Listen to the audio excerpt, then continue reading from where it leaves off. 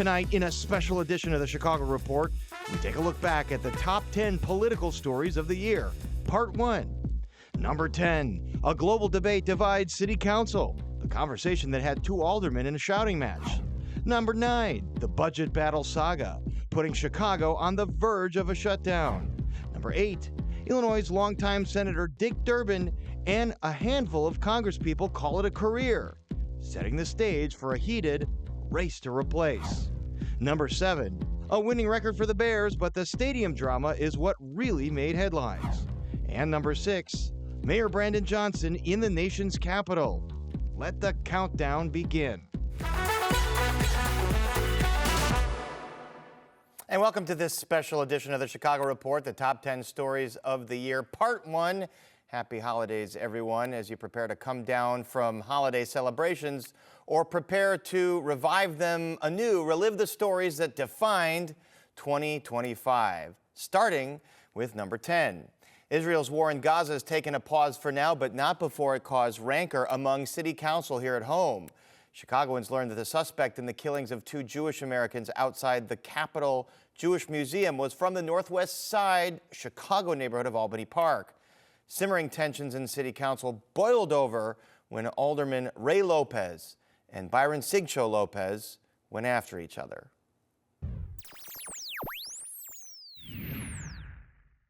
The rhetoric that has been embraced and amplified by Rossana Rodriguez-Sanchez and many of the socialist members of the city council, the vitriol that has come from their lips has been targeting the Jewish community in particular, particularly over the last 600 days since the October 7th attack.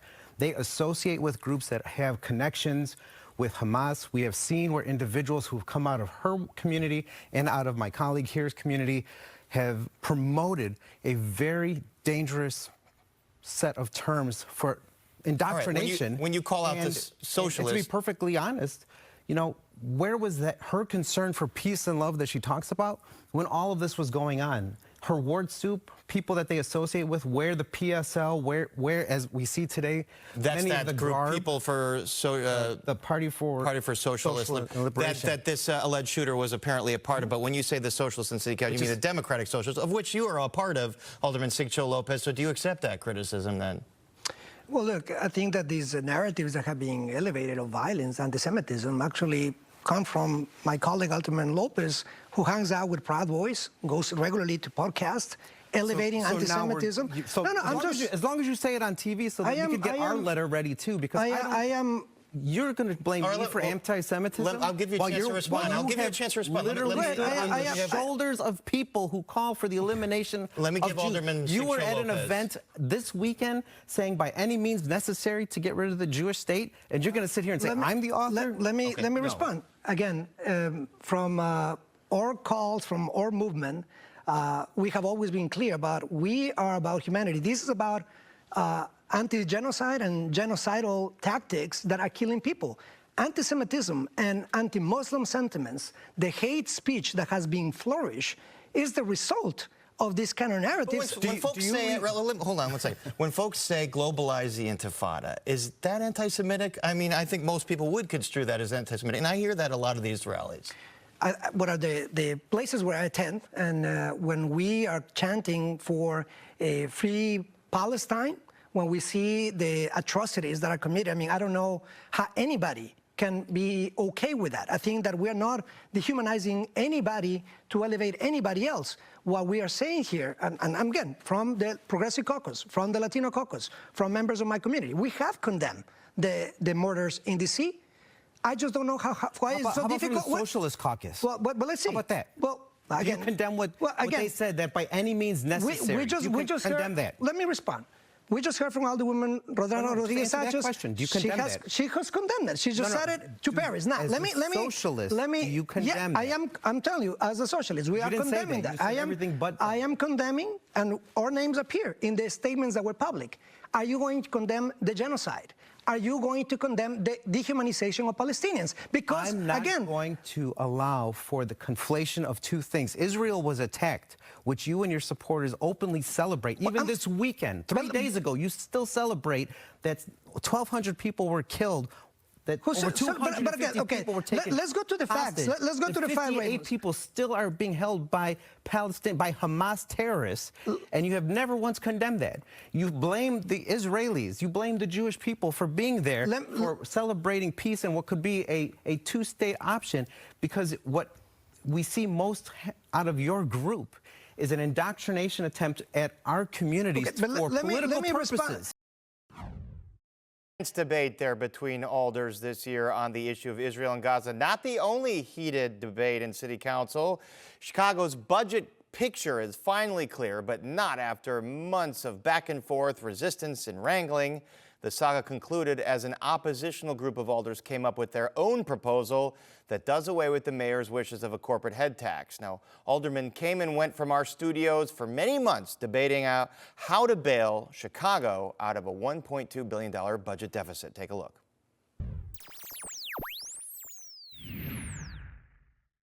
If the mayor wants to jam through a head tax, that's a job killer for the city.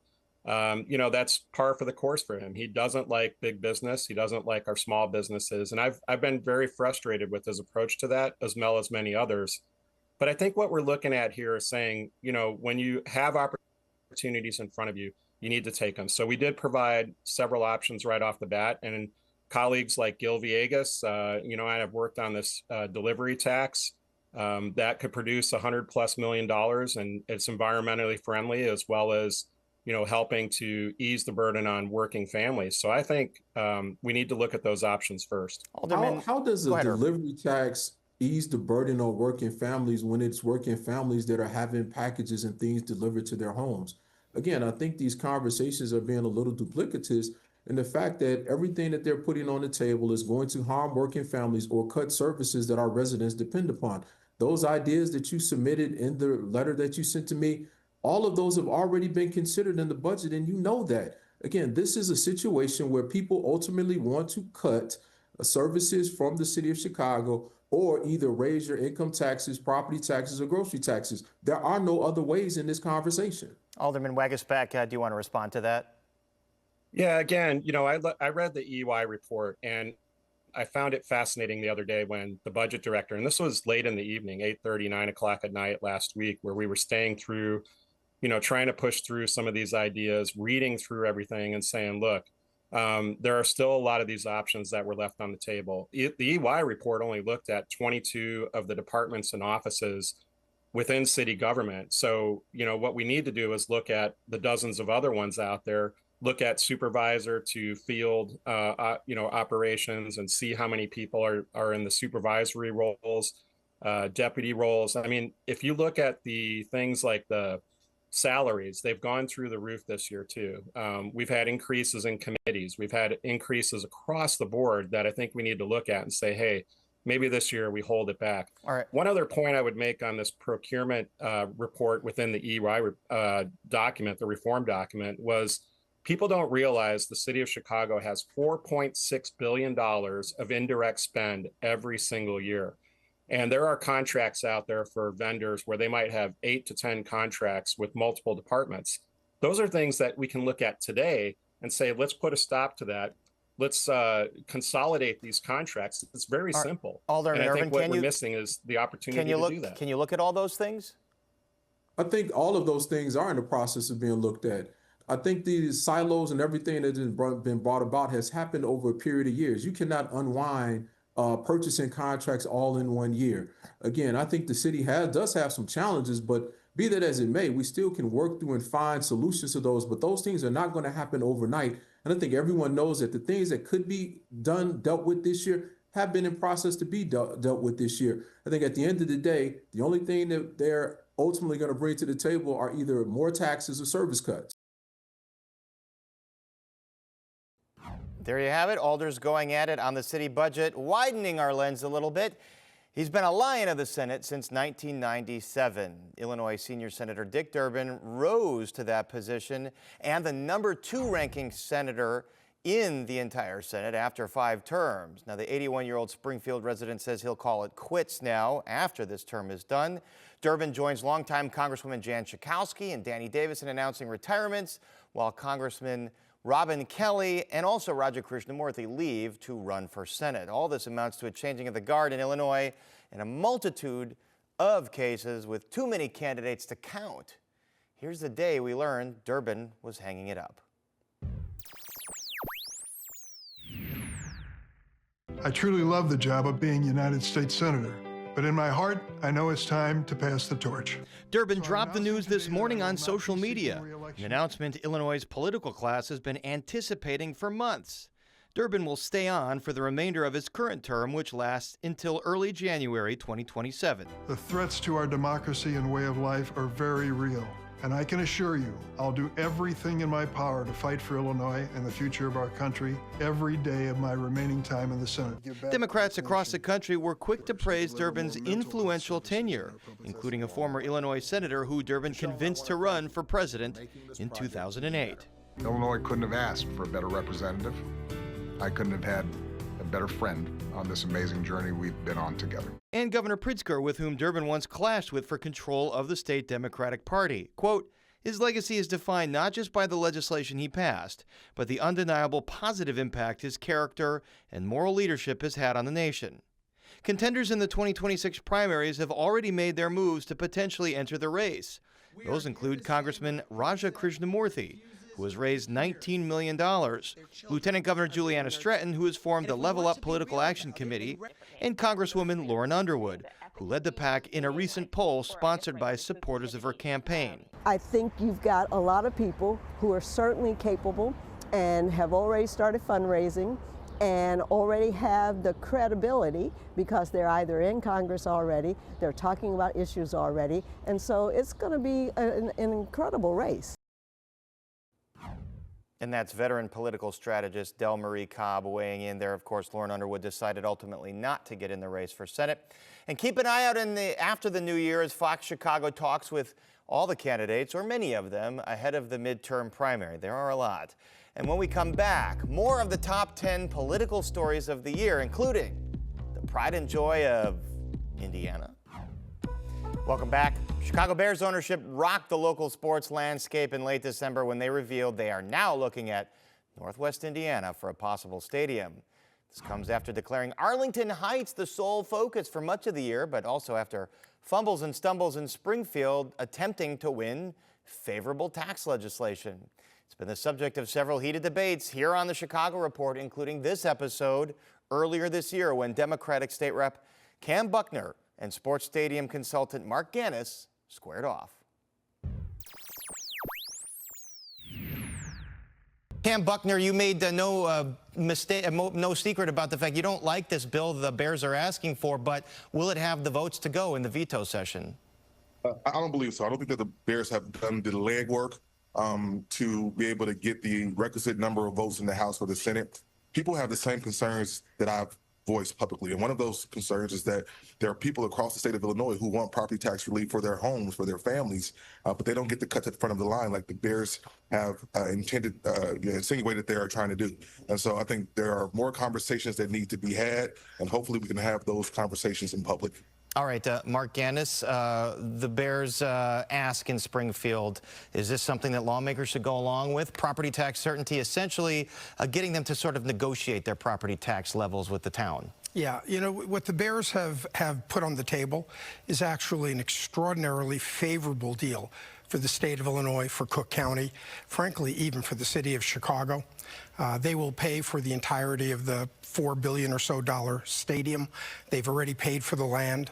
As I understand it, they will pay more property tax than the old Arlington Heights racetrack has paid over the years. And so, you know, this is really a one-sided deal in favor of the state, in favor of the county, and in many ways in favor for the city, because the city doesn't have to put up any money, but will get a lot of the economic value associated with the new Dome Stadium in the Chicago market. That having been said, Cam's not wrong about that. You have to come and make the case. That really is one of the important things that needs to be done here. You need to go down to Springfield. You need to show your face. This is not unusual. This is a very good story the Bears have to tell. They need to go down there. George McCaskey, Kevin Warren, their team need to go down there and need to state the case publicly. They have an excellent story to tell. By comparison with other stadiums around the country, this is one of the best deals the public sector will have received anywhere in the country. All right, but Representative Buckner, we just heard you explain why you don't think it's one of those good deals. So if Chairman McCaskey comes down there, what do you think you want to hear from him that might change your mind? Well, I'll say this. First off, in the last 40 seconds, Mark Gannis just messaged this better than the Bears have in the last 3 years. They have had a hard time telling this story, which is part of the problem. Now, while there are some parts of what Mark said that I don't agree with, including the fact that, I don't know if it's a good deal for Chicago, because Chicago is still left holding the bag on $400 million of an old Soldier Field renovation. The state property tax has to come from somewhere. It doesn't just disappear. So does that mean you tax folks more in Arlington Heights on something else? Does that mean that the state comes in to rescue Arlington Heights if the property tax levies aren't what they're supposed to be? There's some questions there. But yes, I think this requires, obviously Kevin Warren has had some conversations with the legislature, but also, once again, George McCaskey, the owner of this team. And in some of my conversations, I've reminded folks that, last year, Jerry Reinsdorf found his way in his busy schedule to come down to Springfield to have a conversation. That's what we want. We want to hear from them, and we want to hear what their plan is. And if they can frame it the way that Mark framed it, maybe they'll find some people who can convert to their side. All right. Well, if George McCaskey's listening, maybe he wants to put you on retainer here, Mark. But, the argument Cam made in the Tribune is that if you're going to cut a deal on property taxes, the money's got to come from somewhere. And it means schools might not have the same level of property tax money that they would have, or other forms of government? Well, it really is not the case. The land, Arlington Heights, Arlington Racetrack, paid property taxes for many years. So as I understand it, what the Bears would be paying is significantly higher than what Arlington Racetrack had paid for all its many years of operation. Second, as it relates to stadiums, stadiums really don't add any school children to the enrollments of local schools. They're there for the public assembly activities, not for people. People don't live in the stadiums. You don't have families living in the stadiums. So that doesn't add to it. But there are other factors, and Cam is right. They need to be brought forward. There needs to be a full discussion about the kind of infrastructure that would be needed from the state, how that would benefit the entire region and not just the Bears project out there, how it would help the development of the area, how it would help the other residents of the area, how it helps Cook County, how the stadium out in Arlington Heights can be a benefit to the city of Chicago. They're talking about building a domed stadium that's going to have major national and international events. I assure you, the people coming in for those events are not going to be staying in Arlington Heights. They're going to be staying in downtown Chicago. The attraction, the appeal is Chicago, the hotels, the restaurants, the culture. And so they need to make that case and present it to Cam and his colleagues so that they can understand and hear how beneficial this all is. And you can bet Illinois, Indiana, and the Bears are monitoring what happened in Kansas, where the Kansas City Chiefs announced a deal that they would move across state lines from Missouri to Kansas and get the majority of a new stadium publicly funded by that state. Will Indiana follow suit as the Bears now direct their courtship over the border into the northwest quadrant of the Hoosier State? We shall see, but let's hope it doesn't take away from perhaps the #1 sports story of the year, which is the Chicago Bears clinching a playoff seed for the first time in many years, and Ben Johnson and Caleb Williams and company really setting the town on fire. Hopefully that good story continues into 2026. Well, #6 on our list of the top political stories of 2025, Mayor Brandon Johnson goes to Washington, D.C. and receives an earful as Republican members of Congress perform for the cameras, the social media accounts, and go to town on the mayor, along with the mayors of Denver, New York, and Boston.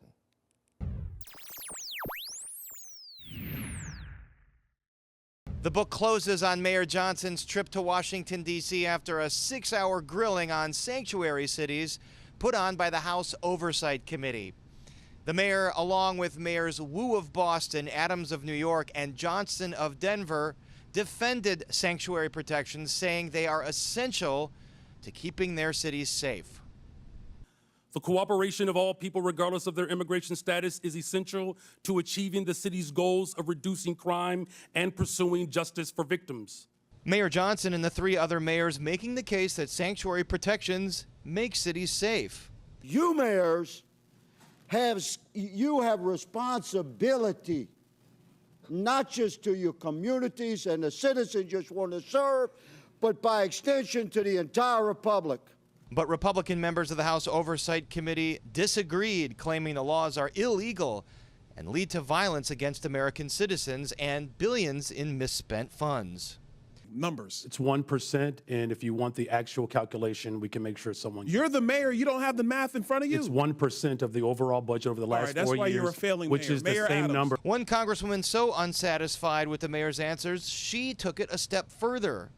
Which is why, unfortunately, based on your responses, I'm all going to be criminally referring you to the Department of Justice for investigation. From the lone Illinois member on the committee, a starkly different line of questioning, akin to a defense attorney leading his witness. Condé Nast recently named Chicago the best big city in America 8 years in a row. A friendly amendment. Best freaking city in the world, city of Chicago. Republican Congressman Brandon Gill from Texas sought to connect reports of Johnson's failure to disclose where gifts came from to his stance on sanctuary cities. Do you know who gave the city of Chicago those?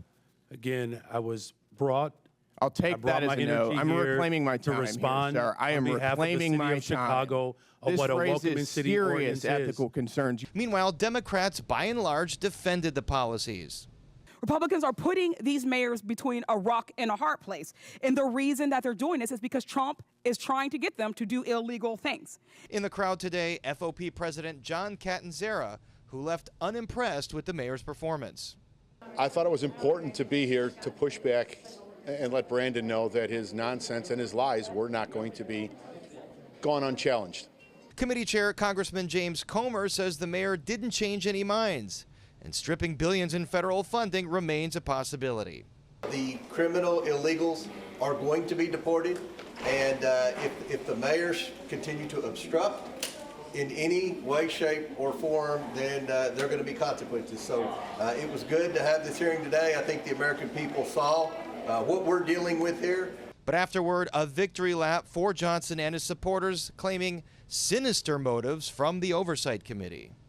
They are using fear-mongering among immigrants to distract us from the cost of living crisis under Trump. They are trying to distract us from the war that Elon Musk has waged against public workers. And that was the mayor's trip to D.C. back in March. So those are the top 10 stories of the year, numbers 10 through 6. Then tomorrow in our stockings, we have stories 5, 4, 3, 2, and the top political story of 2025 on another special edition of the Chicago Report. So don't forget to tune in to that after your holiday gatherings are winding down. That's tomorrow night on the Chicago Report, Christmas evening. And do you have questions or comments? Do you have a story you want us to look into? Email me at parisonpolitics@fox.com. That's it for part 1 of our special. As always, keep up with all the news you need to know at fox32chicago.com and with the Fox local app. Happy holidays, everybody. I hope it's warm and festive. We'll see you next time.